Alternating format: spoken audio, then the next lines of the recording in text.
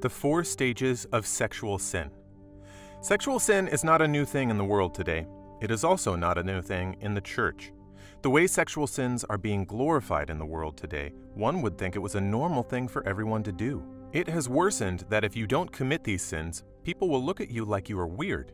You may be thinking they should applaud you for being pure and holy. They will insult you instead and call you names.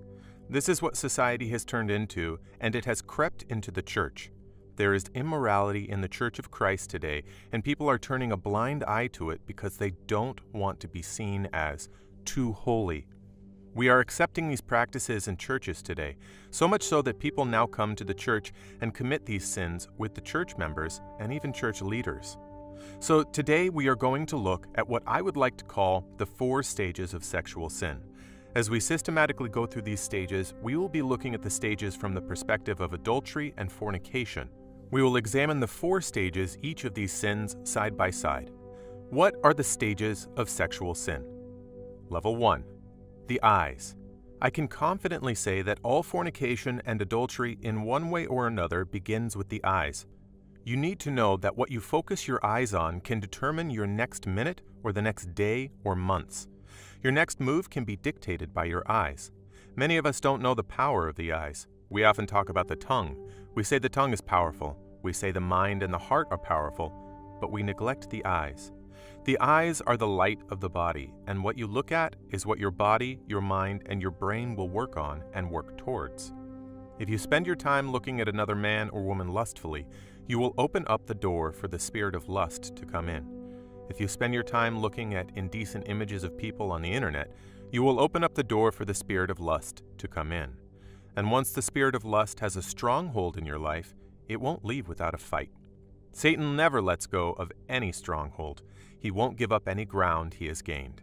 This is why so many people struggle with porn secretly for 5, 10, 20, even 30 years. Once Satan has a stronghold, he will not let go. Your eyes are very powerful. They are connected to the brain and the mind. This is what caused David to sin. David woke up from his bed and he went out to the roof of the palace. He saw Bathsheba bathing. The Bible did not just say he looked, but he saw. David looked and saw. He concentrated on the nakedness of Bathsheba. Even if David tried to run from that place, his eyes had seen Bathsheba naked. The brain already registered what he had seen. He concentrated on her. 2 Samuel 11:2, KJV. And it came to pass in an eventide that David arose from off his bed and walked upon the roof of the king's house. And from the roof he saw a woman washing herself, and the woman was very beautiful to look upon. After David saw this woman, his mind followed, and it told him the woman is beautiful. If these two are already working hand in hand, the eyes and the mind, sin is already knocking at the door of one's lie. Fornication is already knocking at the door. Adultery is already knocking at the door. Masturbation is already knocking at the door. I want to ask you, what are you watching? What are you looking at? What are you focusing your eyes on? Are you opening the door of lust into your life? Jesus sounded this warning, and you need to listen carefully. Matthew 5:27-28 KJV. Ye have heard that it was said by them of old time, Thou shalt not commit adultery. But I say unto you, that whosoever looketh on a woman to lust after her hath committed adultery with her already in his heart. Look, it is not until you have slept with them that you have committed adultery. Immediately after you have started lusting after them, you have committed adultery. The sin of David did not start when he called Bathsheba. It started when he looked at her and thought in him she was beautiful. The second stage is the act.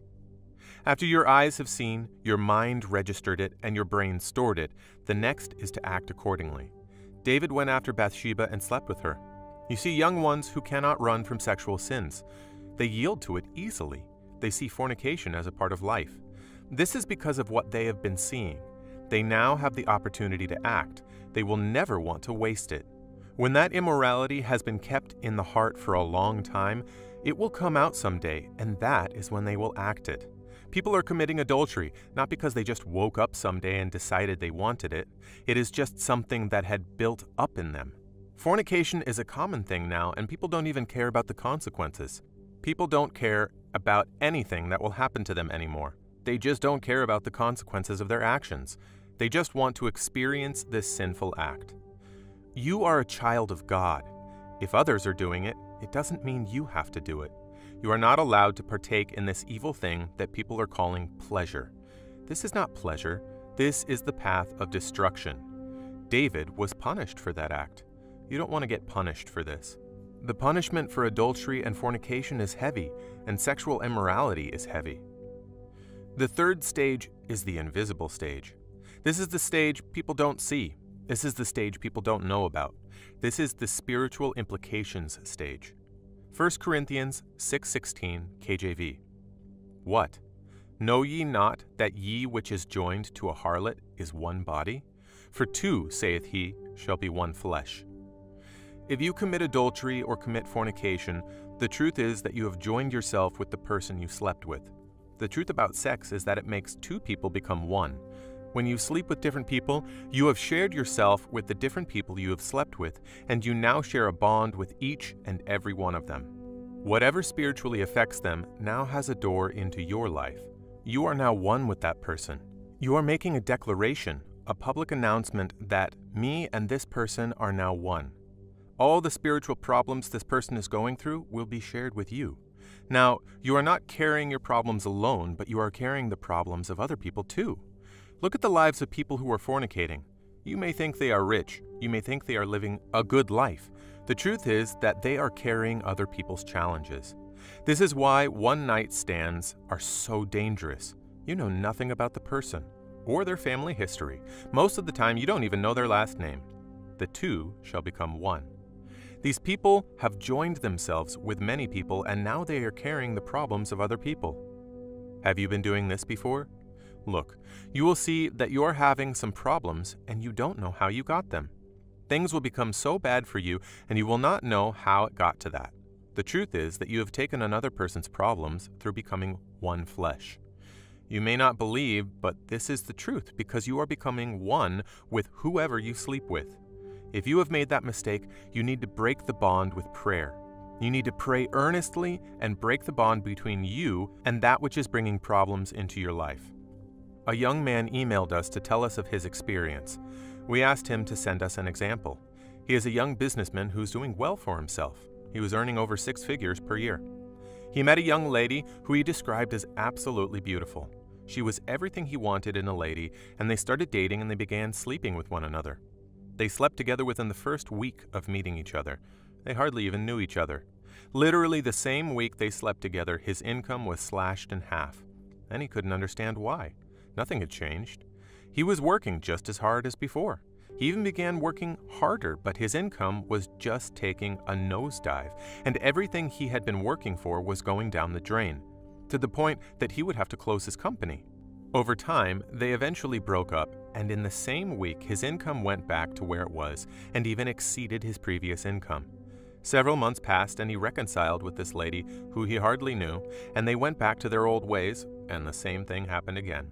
That is when he was able to put 2 and 2 together, that things would start going wrong in his life whenever he committed fornication with this specific lady. To join yourself to others, there are spiritual implications. The fourth stage is the mess and the regret stage. There are lots of things that happen at this stage. There is shame at this stage. There is guilt at this stage. There is addiction at this stage, and there is a struggle at this stage. If we look into the story of David again, David went through a lot at this stage. He got the woman pregnant, had to look for a way to make sure he wasn't responsible for the pregnancy.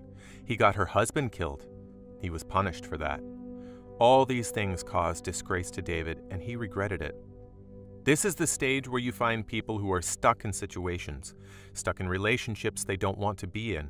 They want to leave the relationship, but they can't because they are joined to that person. After realizing that it's all sin, the struggle to change comes in.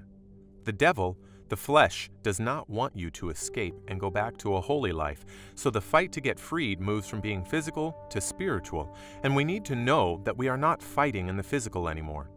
Ephesians 6:12. At this stage, one needs the power of God to escape. To fight this battle and win, one must put on the whole armor of God. Ephesians 6:13 through 18. You cannot fight the sin of sexual immorality alone. You cannot come out of this sin alone. You need Jesus to help you out of this mess you have put yourself into, and that is why you must accept Jesus in your life. The world may have pressured you into joining them, but don't let them keep you in it. I encourage you today, before you even get to stage 2, 3, or 4, fight stage 1. Be diligent with what you are watching. Protect your eyes. Protect what you are looking at.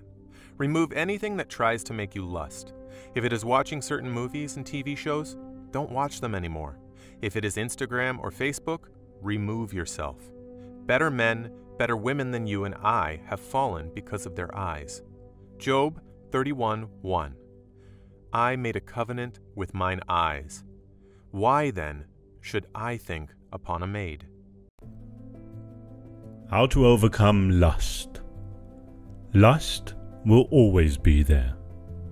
Mankind is born with lust. Lust needs management to stop it destroying you. Do not be spiritual about lust. Run away when it attacks you. Do not hang about. Do not sing a song. Run. Lust does not need you to fast, but to think. Do not compromise your God and think you will get away with it. Just hang on as we look in the scriptures for verification and confirmation of this monster. 2 Peter 2 verse 14. According to the New King James Version, having eyes full of adultery, and that cannot cease from sin, enticing unstable souls. They have a heart trained in covetous practices, and are accursed children. Lust is human nature corrupted by sin. Job addresses lust in this way. According to the New King James Version, Job 31 verse 1, Job defends his righteousness. I have made a covenant with my eyes. Why then should I look upon a young woman? Alternatively, the Voice translates it this way. Job 31 verse 1, Job, I have made a sacred pledge with my eyes. How then could I stare at a young woman with desire? Hence, lust needs management to stop it destroying you. You don't have to do anything for the flesh to produce corruption. It is in the DNA of the flesh to produce corruption. If you leave the flesh to be the flesh, it will do nothing but produce corruption. Therefore, the Bible instructs us that we must hold back the flesh. We must restrain it. As a Christian, as a child of God, we are supposed to crucify the flesh. If you sleep on the flesh and forget about it, it will run riot on your life. The Bible tells us the works of the flesh. Lust needs management to stop it destroying you. Galatians 5 verse 19 to 21. Now the works of the flesh are manifest, which are these: adultery, fornication, uncleanness, lasciviousness, idolatry, witchcraft, hatred, variance, emulations, wrath, strife, seditions, heresies, envyings, murders, drunkenness, revellings, and such like, of the which I tell you before, as I have also told you in time past, that they which do such things shall not inherit the kingdom of God. James 1 verse 13 to 15, Let no man say when he is tempted, I am tempted of God, for God cannot be tempted with evil, neither tempteth he any man. But every man is tempted when he is drawn away of his own lust and enticed. Then when lust hath conceived, it bringeth forth sin. And sin, when it is finished, bringeth forth death. The responsibility to discipline yourself is yours, and God will not do that for you. If the devil wants to tempt a person, he looks out for what he or she lusts after, and that becomes a very good avenue for him to tempt such person. This was what James implied when he said that everyone who eventually falls into temptation is drawn away by his or her own lust. It was by that uncontrolled craving that he or she was enticed by the devil. So, we are responsible for every temptation we fall into. Anyone who will be able to overcome temptation must be such that has overcome the cravings and lust of the flesh. Otherwise, the devil will keep taking advantage of them. Lust is the mother of sin. It conceives sin. And the wage of sin is death. Apart from the grace of God, the flesh offers a bridgehead to sin in our life. Lust of the flesh describes what it means to live life dominated by the senses. In the extreme, it would include gluttonous in food, slavish in pleasure, lustful and lax in morals, selfish in the use of possessions, regardless of all the spiritual values, extravagant in the gratification of material desires. Let us learn from Joseph when Potiphar's wife became lustful towards him. This is the narrative of Joseph and Potiphar's wife. Genesis 39 verse 6 to 18. According to the King James Version, Potiphar entrusted everything to the care of Joseph. With him in charge, Potiphar had no concern about anything except for his private affairs, such as the food he chose to eat. Now Joseph was a well-built, good-looking young man. After a while, his master's wife began watching him, and she tried to seduce him. Potiphar's wife, "Come, sleep with me." But Joseph refused. Joseph to Potiphar's wife, "Look, please don't take offense, but with me in charge, my master has no concerns for anything that goes on in his house. He has trusted me with everything he has. He hasn't treated me like I am any less than he is, and he hasn't kept anything from me. Except, of course, for you, because you are his wife. Why would I do something so clearly wrong and sin so blatantly against God?" Joseph's refusal to have sex with Potiphar's wife demonstrates how God wants his people to react. Although she pursued him day after day, Joseph would not consent to sleep with her and refused to be alone with her.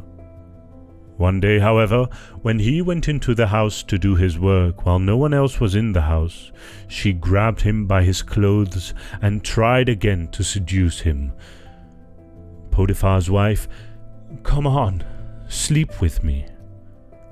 But Joseph ran outside away from her, as far and as fast as he could, leaving her holding his clothes in her hand.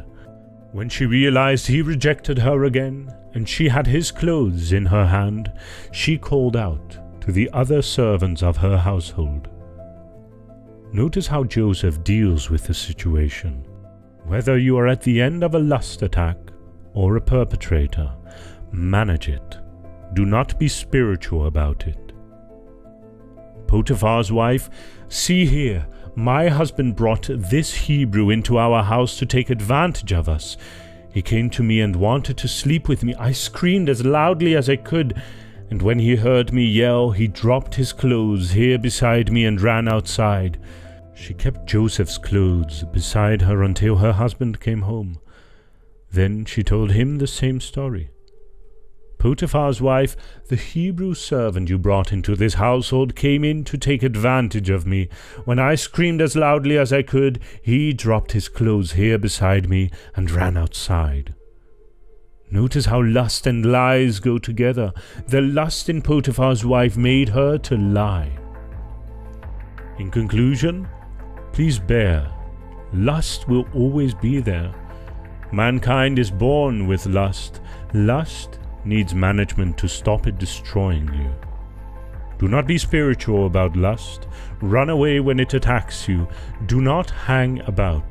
Do not sing a song. Run. Lust does not need you to fast, but to think.